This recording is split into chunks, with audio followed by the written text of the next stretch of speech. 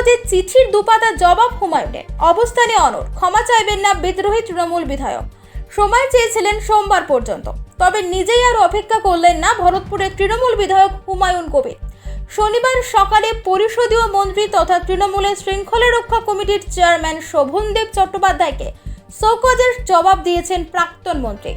তাতে হুমায়ুন জানান তিনি তার মন্তব্যের জন্য ক্ষমা চাইছেন না। তার মন্তব্যের বাইরে তিনি দলের শৃঙ্খলা ভঙ্গ করেননি বলেই মনে করছেন। হুমায়ুন কবিরের কথায়, শুক্রবার রাত 8:12 নাগাদ আমার সঙ্গে কথা হয় শোভনদেব বাবুর। তারপর আমি শোকজ চিঠি দেখি।